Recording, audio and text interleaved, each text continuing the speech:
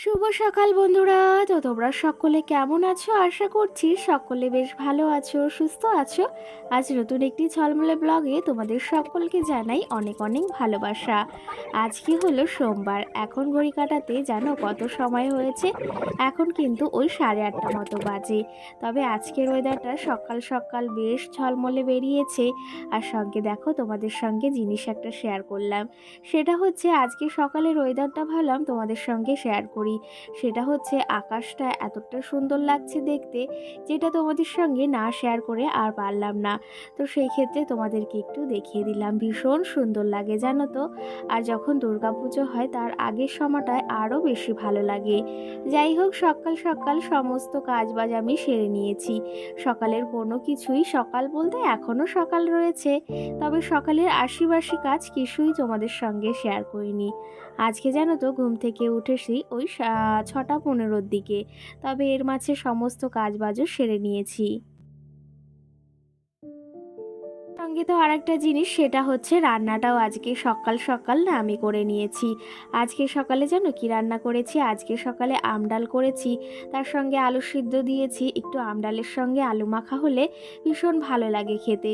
আর সঙ্গে পটল ভাজা করেছি, আর মাম্মামের জন্য আলাদা করে একটা মাছ দিয়ে তরকারি করেছি আলু দিয়ে।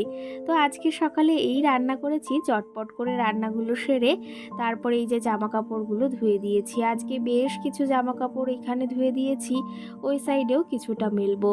চলো তবে এদিকে এখন আজকে মাথায় একটু শ্যাম্পু নিয়েছি। ভেবেছি জানো তো কালকে হচ্ছে মঙ্গলবার, কালকে একটু ভেবেছি কুলপুকুর মন্দিরে যাব, মানে কালী মায়ের কাছে, বড় মায়ের কাছে। তো সেই ক্ষেত্রে দেখি কতদূর কি সম্ভব হয়। তো তার জন্য আজকে মাথাটা একটু শ্যাম্পু দিয়ে দিলাম, যদি কালকে মানে সেরকম ভালো একটা ওয়েদার হয় বা মনের একটা ইচ্ছা রয়েছে যাব যাব, সেই ক্ষেত্রে আজকে শ্যাম্পুটা করে নিলাম একটু আগে আগেই। একটা কথা কি জানো তো, ভাগ্নিকে বলেছি আসতে, ও আসলেই দুজন একসঙ্গে যাওয়ার ইচ্ছা আছে।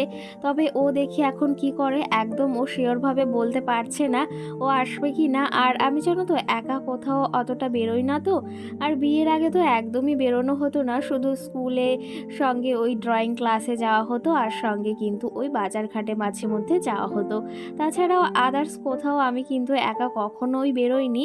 তবে এখানে বিয়ে হওয়ার পর থেকে কিন্তু একা একা একটু বেরোনো শিখেছি। আর সঙ্গে এখন কিন্তু একা একা অনেক জায়গায় যাওয়া শিখেছি। ওই যে সময়ের সাথে সাথে সব কিছুর পরিবর্তন হয়। এই যে কি জানো তো, মানে একটা কথা আছে না, ঠেলায় না পড়লে বেড়াল গাছে ওঠে না, সেরকম অবস্থা কিন্তু আমার হয়েছে। আগে কিন্তু একা বাবার বাড়িও যেতে পারতাম না, তবে একদিন একা সাহস করে বাবার বাড়ি থেকে ফিরেছিলাম মামামকে নিয়ে। সেখান থেকেই কিন্তু এখন আমি একা যাতায়াত করি বেশিরভাগ সময়। আর এখন কিন্তু শিখে গেছি, আবার কয়েকদিন পরই যাব। কয়েকদিন পর বলতে আবার তো সামনে ষষ্ঠী আসছে, তো সেই ক্ষেত্রে তখন আবার যাওয়া হবে। আর দেখি সেখানে গিয়ে তোমাদের সঙ্গে ইচ্ছা আছে কিছু শেয়ার করার। আর কি বলো তো, ওখানে গিয়ে ইচ্ছা হয় যে এটা ওটা শেয়ার করব, কিন্তু এতদিন পর যে মানে শ্বশুরবাড়ি থেকে বাবার বাড়ি গেলে না, একদম মানে ইচ্ছা করে না। শরীরটা মনে হয় একদম লো হয়ে যায়, প্রেশারটা, কিছুই ইচ্ছা করে না। সারাদিন মনে হয় শুয়ে থাকি, এরকমটাই কিন্তু বেশ ভালো লাগে। যাই হোক, সময়ের সাথে সাথে সব কিছু পরিবর্তন হওয়াটাই স্বাভাবিক। তেমন কিন্তু আমিও অনেকটা আগের থেকে চেঞ্জ হয়েছি, সেটা আমিই মানছি, আর কে কী বলবে। যাই হোক, এদিকে দেখো সকাল সকাল আমি তো রান্না বাড়া সেরে নিয়েছি। তবে সকালে আজকে চাটা করিনি। আর আজকে না সকালে মাম্মামের জন্য অন্য কিছুই রান্না করিনি, আজকে শুধু মাম্মামের জন্য ভাত করেছি। বললাম যে তরকারিটা হয়ে গেছে।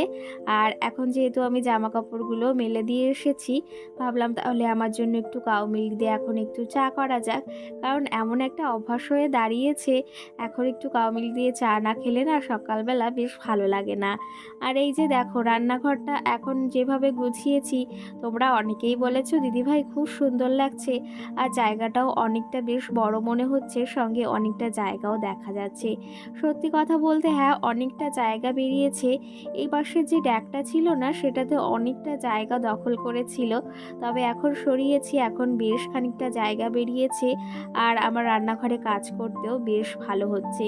একটু জায়গা কম থাকলে একটু অসুবিধা হয় এটা ওটা রাখতে, তবে এখন বেশ উপকারে এসেছে এই বুদ্ধিটা খাটিয়ে কিন্তু।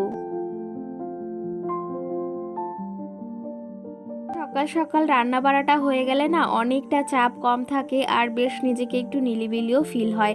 আর আজকে যেহেতু সোমবার, অনেক দিন বেশ মাল করা হয় না, তবে আজকেও আবার হাতের কাজ দিয়ে যাবে, তো সেগুলোকেও করতে হবে। তার জন্য না আজকে একটু সকাল সকালই ঘুম থেকে উঠেছি।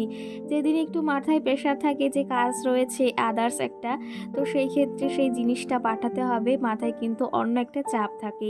আর যেদিন এমনি সংসারের কাজগুলো তো করতেই হয়, তার পাশাপাশি একটা লোকের কাজ আনলে সেটা যদি সময়ের ভেতর না দিতে পারি, আগে হোক সমস্যা নেই, কিন্তু লেটে হলে ভীষণ একটা মানে কীরকম একটা লাগে নিজের ভেতর। তো সেই ক্ষেত্রে চেষ্টা করি সব সময় মানে একটু আগেই করার মানে কাজগুলোকে। যাই হোক, সকাল সকাল রান্না বাড়া তো সেরে নিয়েছি, তবে এখন আমি চা খেয়ে নেব।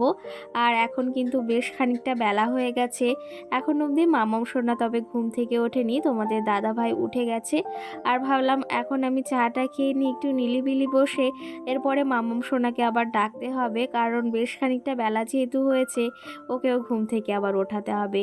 চলো তবে এখন একটু চা খেয়ে নিই, তারপর তোমাদের সঙ্গে আরও কথা রয়েছে।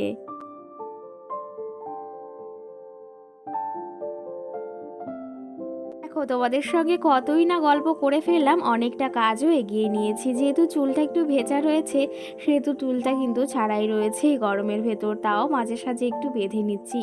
যাই হোক, এখন চলো তোমাদের কিছু কমেন্টের রিপ্লাই দিই। আগের দিনের ভিডিওতে সোনাইলামে বনু আমাকে কমেন্ট করেছে, আমি তোমার ভিডিও রানাঘাট থেকে দেখছি আর তোমার সমস্ত শাড়িগুলো খুব সুন্দর। সেক্ষেত্রে তোমাকে অসংখ্য ধন্যবাদ।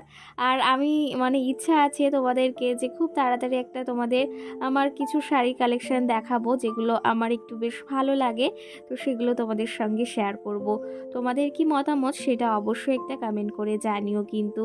তো অনেক শাড়ি রয়েছে, একদিনে তো দেখানো সম্ভব নয়, তবে একটা একটা করে মানে কিছুটা কিছুটা করে তোমাদের দেখানোর ইচ্ছা রয়েছে, দেখি কতদূর কি সম্ভব হয়। তো সেই ক্ষেত্রে তোমাদের সঙ্গে ভেবেছি খুব তাড়াতাড়ি একটা ওই যে শাড়ি কালেকশনের ভিডিও শেয়ার করব। তোমরা অনেকেই আমার জুয়েলারি কালেকশন ভিডিও মানে চেয়েছিলে, দেখতে চেয়েছিলে, সেই ক্ষেত্রে তোমাদেরকে আমি শেয়ার করেছি। তবে একটু সময় বা একটু দেরি করে শেয়ার করেছি, তবে শেয়ার করেছি। এখন ভেবেছি তোমাদের সঙ্গে আমি আমার কিছু শাড়ি কালেকশন শেয়ার করব। তো তোমাদের কি মতামত অবশ্যই সেটা জানিও কিন্তু। যাই হোক, এদিকে মাম্মু সোনাও ঘুম থেকে উঠে গেছে, বললাম না ওকে ঘুম থেকে ওঠাবো। তো ওকে ঘুম থেকে উঠিয়ে দেখো এই যে বিছনাতে আবার জল ফেলেছে, একটু আগে উঠে একটা বোতলে জল ছিল সেটা পুরো বিছনাতে ফেলে দিয়েছে। বাড়িতে ছোট বাচ্চা কাচ্চা থাকলে কিন্তু এমনটা হয়েই থাকে, এটা আর আলাদা কি বলো। তো মামাম সোনাকে সকালে স্নান করিয়ে দিয়েছি, যেহেতু চুলটাও ভেজা রয়েছে সেহেতু ছোট্ট ছোট্ট এই ক্লিপগুলো দিয়ে দিচ্ছি। আর একটু মামা, বাদে চুলটা সকালে বেঁধে তুমি দেবো। স্নান করেছো? স্নান হয়ে গেছে, এখন কি করবা? ভাত খেতে হবে তো। তোমার জন্য তরকারি রান্না করেছি, মাছ রান্না করেছি, জানো? তুমি কি জানো? আর এগুলো কি দিয়েছি তোমাকে দেখাও তো। ম্যাজিক বল, এর ভেতর কি দিতে হবে? জল দিতে হবে, তাহলে কি হবে? বড় হয়ে যাবে। হ্যাঁ, বড় হলে এইগুলো চারটে এলে ভাববে না। তাই চোরগুলো দাও, দেবো দেবো। তুমি বন্ধুদের বলো তোমরা সবাই কেমন আছো? কেমন আছে? আমি তো বেশ ভালো আছি। ভালো আছে। তোমরা আমরা আমাদের বাড়িতে এসো। বলো আমাদের বাড়িতে আমাদের বাড়িতে আমার মা রান্না করেছে। আমার বাড়িতে মা রান্না করেছে, ডাল রান্না করেছে, রান্না করেছে, তরকারি করেছে, তরকারি করেছে, পটল ভাজা, আরো কত কিছু না। কত কিছু মা।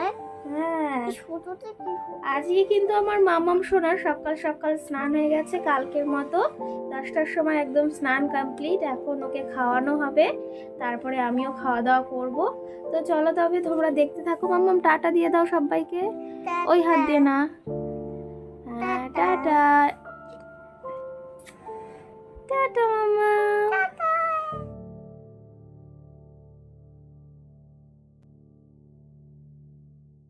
একটা দিন মামাম সোনা কিন্তু বেশ দেরি করে ঘুম থেকে উঠছে, তবে আমারও এক পক্ষে ভালো হয়েছে।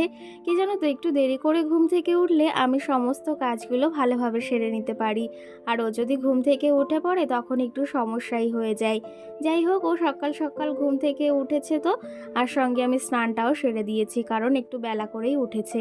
তো চলো তবে এদিকে এই যে মামামকে স্নান করিয়ে খাইয়ে দিয়েছি। আর তোমাদের দাদা ভাই আগের দিন লেবু এনেছিল, সঙ্গে আপেল এনেছিল, সেগুলো জন্য আমি একদম নামাইনি, প্যাকেটে করে এরকমই ছিল। তো সেই ক্ষেত্রে সেগুলোকে এখন নামিয়ে নেব। আর মাম্মাম সোনাকে রোজ 2টো কিংবা 3টে করে লেবুর জুস বের করে খাওয়ানো হয়।